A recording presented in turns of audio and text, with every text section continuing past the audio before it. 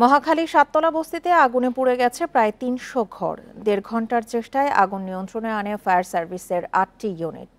ভোর ৫টা ২০ মিনিটের দিকে আগুন নিয়ন্ত্রণে আসে।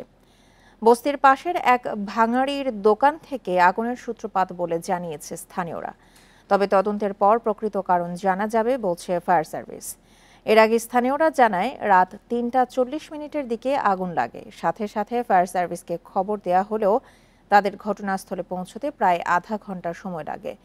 প্রথমে সংস্থাটির 4টি ইউনিট আগুন নিয়ন্ত্রণে আনার কাজ শুরু করে, পরে একে একে আরও 8টি ইউনিট যোগ দেয়। তবে পর্যাপ্ত জায়গা না থাকায় 4টি ইউনিট পানি ছেটানোর কাজ করতে পারেনি।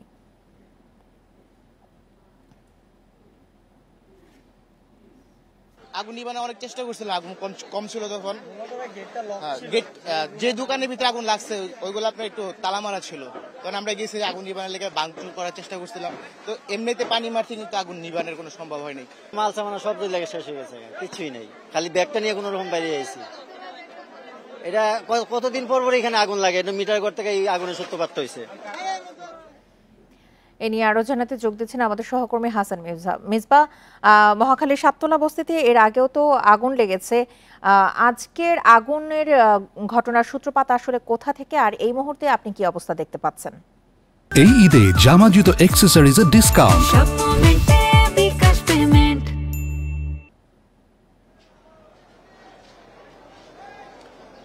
রাজধানীর বস্তিগুলোতে আগুন যেন বলা চলে যে নিয়মিত ঘটনা। বিশেষ করে এই মৌসুমে প্রায় আগুন লাগে। 2 সপ্তাহ আগে আমরা দেখেছি যে করাইল বস্তিতে আগুন লেগেছে এবং ওখানেও 2 শতাধিক ঘর পুড়ে গেছে। সাততলা বস্তিতেও একই ঘটনা ঘটেছে। 3টার পরে মূলত আগুন এখানে লাগে এবং এরপরে ফায়ার সার্ভিস এসে আগুন নেভানোর কাজ শুরু করে। তবে এখানে যেহেতু রাস্তা অনেক সংকীর্ণ, এ কারণে ফায়ার সার্ভিস এরা আসতে কিছুটা বিলম্ব হয়েছে এবং তারা মোট 12টি ইউনিট এসেছিল, 4টি ইউনিট কাজ শুরুই করতে পারেনি, কারণ সেই পরিবেশ এখানে ছিল না। তারপরে 8টি ইউনিটের চেষ্টায় রাত ভোর 5টা 20 মিনিটে আগুন নিয়ন্ত্রণে আসে। ততক্ষণে অনেকগুলো ঘর পড়ে গেছে, সেটি একটু আমি দেখাই। এই সাততলা বস্তিতে কয়েকশো ঘর আছে। বেশিরভাগ ঘরের কাঠামো 2 তলা, অর্থাৎ নিচে ইটের একটি কাঠামো কিংবা হালকা পিলার দিয়ে একটি কাঠামো তৈরি করে সেটার উপরে আরও একটি ঘর তারা তৈরি করেন, অর্থাৎ 2 তলা করে এগুলোতে এই বস্তিবাসী তারা এখানে থাকেন। তো এখানেও বিষয়টি তেমন ছিল। আগুন কিভাবে লেগেছে সেটির আসলে 2 ধরনের তথ্য পাওয়া যাচ্ছে। কেউ বলছেন এটি একটি ভাঙাড়ির দোকান ছিল, তবে সবশেষ যেটি জানা গেল যে এখানে আমি একটু দেখাই, ঠিক আপনার ছবিতে যে জায়গাটি দেখতে পাচ্ছেন এখানে বিদ্যুতের এই পিলারের পাশে এখানে একটি মিটার রুম ছিল, যেখানে 30 থেকে 35টি মিটার ছিল, যেখানে মূলত অটোরিকশাগুলো চার্জ দেওয়া হতো। এখান থেকে লাইন নিয়ে পাশের একটি গ্যারেজ, সেখানে কয়েকশো অটোরিকশা ছিল, সেই জায়গাটিতে নিয়ে চার্জ দেওয়া হতো। এখানে স্থানীয় যারা আছেন তারা বলছেন যে মূলত আগুনের সূত্রপাত এখানে, এরপরে পাশে একটি ভাঙাড়ির দোকানে আগুন লাগে এবং তারপরে মূলত আগুনটি ছড়ায়। অর্থাৎ বস্তিতে আগুন লাগার ক্ষেত্রে আমরা প্রায় দেখি যে এখানে বৈদ্যুতিক যে সংযোগগুলো থাকে সেই সংযোগগুলো খুবই নড়বড়ে অবস্থায় থাকে এবং সেটি নানান পদ্ধতিতে সেগুলো তার ব্যবহার করে থাকেন এবং খুবই ঝুঁকিপূর্ণ। পাশাপাশি গ্যাস থেকেও লাগে। গত কয়েকদিন আগে করাইল বস্তিতে সেই আগুনটি জানতে চাই, আপনি বলছিলেন যে এই বৈদ্যুতিক খুঁটি থেকে তারের সংযোগের মাধ্যমে অটোরিকশা চার্জ দেওয়ার একটা গ্যারেজ ছিল এখানে।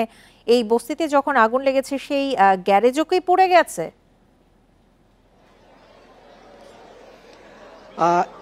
এই মিটার রুম থেকে সংযোগ নিয়ে গিয়ে বেশ খানিকটা দূরে মূলত রিক্সার গ্যারেজ ছিল, সেখানে কয়েকশো রিক্সা, সেই রিক্সা গ্যারেজ পুড়ে যায়নি, রিক্সাগুলো অক্ষত আছে। আর ততক্ষণে ফায়ার সার্ভিস চলে এসেছে এবং 8টি ইউনিটের চেষ্টায় আগুন আসলে ততক্ষণে নিয়ন্ত্রণে আসে। রিক্সার গ্যারেজটি আসলে পুড়ে যায়নি। এর মধ্যে অন্যান্য যে এখানে প্রায় 2 থেকে 300 ঘর পুড়ে গেছে এবং যারা যেহেতু রমজান মাস অনেকেই সেহরির জন্য উঠেছিলেন, ফলে প্রাণহানির যে বিষয়টি সেটি আসলে এখানে হয়নি। তবে যে ঘরগুলোতে আগুন লেগেছে সেই ঘরে যা ছিল মোটামুটি সবই একেবারে পুরোপুরিভাবে পুড়ে গেছে। এখানে আসার পরে একজনের সঙ্গে কথা হচ্ছিল, তিনি বলছিলেন যে তার এখানে 2টি ঘর, অর্থাৎ তার পুরো পরিবার এখানে 6 থেকে 7 জন এখানে বসবাস করেন। তিনি তার কাঁধে আমরা একটি ব্যাগ দেখলাম, ছোট্ট একটি ব্যাগ, সেখানে জরুরি কিছু কাগজ আছে। এর বাইরে তার বাসায় যা ছিল সে সব কিছুই আসলে পুড়ে গেছে। একই অবস্থা আসলে সবারই। এখানে ফায়ার সার্ভিস এই মুহূর্তে যে উদ্ধার কার্যক্রম সেটি আসলে চালাচ্ছে এবং ক্ষয়ক্ষতি কারণ তারা নিরূপণ করবে। পাশাপাশি আগুন লাগার যে বিষয়টি সেটি নিয়েও তারা তদন্ত কমিটি করবে এবং সেটি তারা পরবর্তীতে হয়তো জানাবে।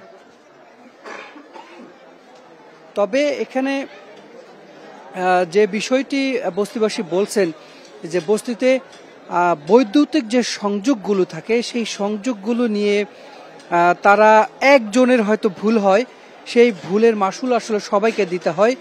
এখানে স্থানীয় কয়েকজনের সঙ্গে কথা হলো, তারা বললেন যে যে মিটার রুমটি ছিল সে মিটার রুমে এটি যারা অপারেট করতেন, যারা চালাতেন, তাদেরকে প্রায় তারা সতর্ক করতেন যাতে এই ঝুঁকিপূর্ণভাবে এই সংযোগগুলো এখান থেকে না নেওয়া হয় এবং সেটি তারা সুরক্ষিত করেন। সে কথা আসলে তারা শোনেননি এবং তার ফলে আসলে এই অগ্নিকাণ্ডের ঘটনাটি ঘটে গেছে। একইভাবে গ্যাসের সংযোগটি কিন্তু আমরা দেখতে পেরেছি। এই অগ্নিকাণ্ডের সূত্রপাত আসলে কোথায়? তারা তো অগ্নি নির্বাপন কাজে অনেকটা সময় কাজ করেছেন, তারা কি কোনো ধারণা দিতে পেরেছেন? এই ধরনের ঘটনায় ফায়ার সার্ভিস আসলে একেবারে শুরুতে কোনো ধরনের আগুন কিভাবে লেগেছে, কোথা থেকে লেগেছে, সূত্রপাত কি সেটি আসলে জানায় না। তারা যেটি করে, তারা একটি তদন্ত কমিটি করে, সেই তদন্ত কমিটি পরবর্তীতে রিপোর্ট প্রকাশ করে এবং করা হয়েছে। মিসবাহ, জি, আমি আপনার প্রশ্নটি বুঝতে পারিনি। মিসবাহ, তদন্ত কমিটি গঠন করা হয়েছে কিনা?